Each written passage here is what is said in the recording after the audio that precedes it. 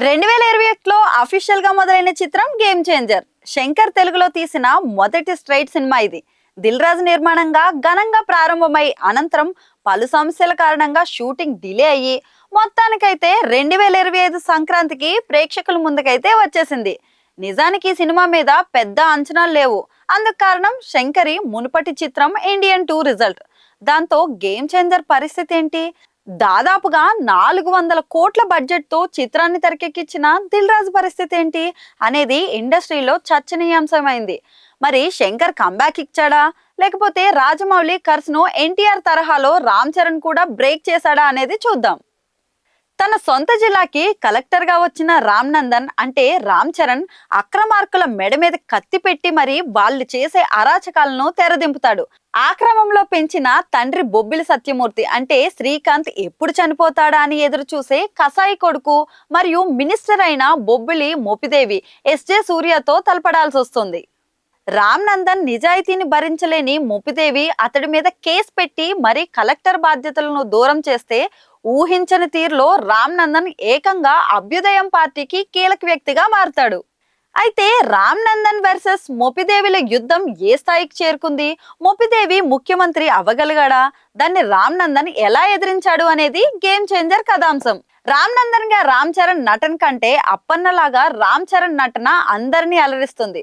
ముఖ్యంగా అప్పన్న పాత్రలో నత్తి ఉన్న నాయకుడిగా రామ్ చరణ్ ఎమోషనల్ సీన్స్ ని అద్భుతంగా పండించాడు. ముఖ్యంగా ట్రైలర్ లో కనిపించే ఫోన్ చేసే సీన్ లో చరణ్ నటన్కి ఫిదా అవ్వాల్సిందే.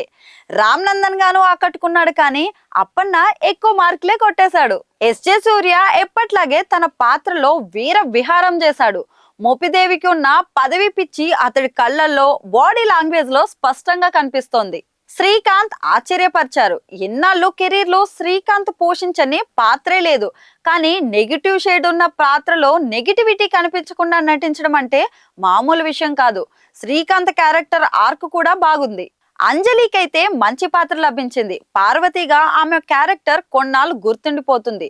కొండదేవర పాటలో ఆమె డాన్స్ ఎక్స్ప్రెషన్స్ విశేషంగా ఆకట్టుకున్నాయి.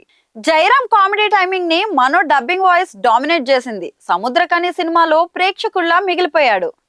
ఇక కియారా అద్వానీ కేవలం పాటలు మరియు కొన్ని రొమాంటిక్ సీన్స్ కి మాత్రమే పరిమితం అయిపోయింది. చరణ్ కియారా కెమిస్ట్రీ బాగున్నప్పటికీ కూడా లవ్ ఎపిసోడ్స్ లో సహజత్వం లోపించి ఆమె పాత్ర కేవలం ఒక గ్లామర్ టచ్అప్ గా మాత్రమే మిగిలిపోయేలా చేసింది. సినిమాలో చాలా మంచి పాటలు ఉన్నాయి. వాటిని ఎందుకు రిలీజ్ చేయలేదు అన్నది బృందానికే తెలియాల్సింది. అయితే అందరినీ అమితంగా ఆకట్టుకున్న నానా హైరానా పాటను కూడా సినిమా నుంచి కట్ చేయడం అనేది అర్థం కాని విషయం. తమన్ మాత్రం సినిమాకి 100% న్యాయం చేశాడు. పాటలు, నేపథ్య సంగీతంతో సినిమాని తన శక్తి మేరకు ఎలివేట్ చేశాడు. అయితే కొన్ని పాటలు ప్లేస్మెంట్ వర్కౌట్ అవ్వలేదు, కానీ అరుగు మీద హృదయంగా ఉండగా కొండదేవర సెకండ్ హాఫ్ కి మంచి జోష్ ఇచ్చింది. కోపర్ యాప్ సాంగ్ లో చరణ్ డాన్స్ మూమెంట్ అయితే అలరిస్తాయి. సినిమాటోగ్రాఫర్ తిరు వర్క్స్ అయితే సినిమాకి మెయిన్ ఎసెట్. రోబోటిక్ కెమెరాను ఎలివేట్ షాట్స్ కోసం వినియోగించిన తీరైతే బాగుంది. ఈ మధ్య కాలంలో రోబోటిక్ కెమెరాను అత్యధిక సన్నివేశాల కోసం గేమ్ చేంజర్ లోనే వినియోగించారని చెప్పాలి. అలాగే కలర్ గ్రేడింగ్ విషయంలో చాలా జాగ్రత్త తీసుకున్నారు. ఈ సినిమా కోసం మొదటిసారిగా వినియోగించిన ఇన్ఫ్రారెడ్ కెమెరాస్ పనితనం ఎలా ఉందో తెలియాలంటే మాత్రం జనవరి 14న యాడ్ చేసే నానా హైరానా చూసాక అయితే అర్థమవుతుంది. ఒక టెక్నీషియన్ గా తిరు వర్క్ కమర్షియల్ సినిమాను బాగా ఎలివేట్ చేసింది. తన కళ అయిన శంకర్ సినిమా కావడంతో దిల్ రాజు ఎక్కడా రాజీ పడలేదు. పాటల విషయంలోనే 75 కోట్లు ఖర్చు చేశాడని దిల్ రాజు చెప్పుకోగా సినిమా మొత్తానికి 400 కోట్ల రూపాయలైతే ఖర్చయింది. Climax fight peak commercial cinema format అని చెప్పొచ్చు. దర్శకుడు శంకర్ తన మార్క్ ని గేమ్ చేంజర్ మీద వేయడంతో కాస్త తడబడ్డాడు. కార్తిక్ సుబ్బరాజ్ అందించిన కథలో దమ్ముంది, కానీ అనవసరంగా ప్రేమ కథను ఇరికించడం, అందుకోసం రాసుకున్న ఎపిసోడ్స్ సరిగ్గా వర్కౌట్ అవ్వకపోవడంతో సినిమాకి ఆడియన్స్ చాలా చోట్ల డిస్కనెక్ట్ అయిపోతారు. ముందుగా ఈ కథ పాన్ ఇండియన్ సినిమాగా తీసే స్థాయిది కాదు. తెలుగు లేదా తమిళ భాషల్లో మాత్రమే విడుదల చేసుంటే బాగుండేది. పొలిటికల్ సినిమా కావడం, ఆంధ్ర పాలిటిక్స్ కి సంబంధించి కొన్ని సెటైర్లు, సందర్భాలు ఉండడం అనేది మిగతా భాషల జనాలకి పెద్దగా కనెక్ట్ అయ్యే విషయం అయితే కాదు. అయితే భారతీయ 2 కంటే చాలా బెటర్ సినిమా ఇది అని చెప్పొచ్చు. కానీ శంకర్ స్థాయి సినిమా మాత్రం అయితే కాదు. శంకర్ నుంచి ప్రేక్షకులు ఆశించేది అతిశయమే కానీ అది కూడా నమ్మకంగా అందంగా ఉండాలి. ఆయన మునుపటి సినిమాల్లో ఆ ఫార్మేట్ ను ఫాలో అయ్యారు.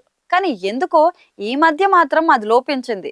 అందువల్ల గేమ్ చేంజర్ కథ పరంగా, నటీనటుల పర్ఫార్మెన్స్ పరంగా మంచి సినిమా అయినప్పటికీ కూడా ప్రేక్షకుల అంచనాలు అయితే అందుకోలేకపోక ఇబ్బంది పడుతుంది.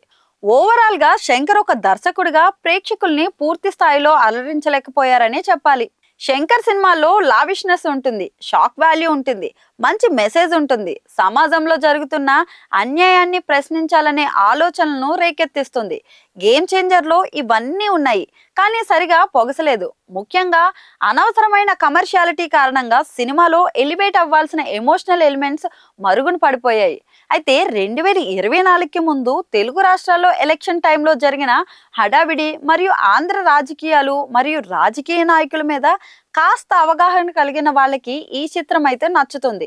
అన్నిటికీ మించి అప్పనగా రామ్ చరణ్ నటన, మోపీదేవిగా ఎస్జే సూర్య పర్ఫార్మెన్స్, తమన్ సంగీతం, తిరు సినిమాటోగ్రఫీ వర్క్ కోసం సంక్రాంతి ఆనవాయితీగా గేమ్ చేంజర్ అయితే చూడొచ్చు.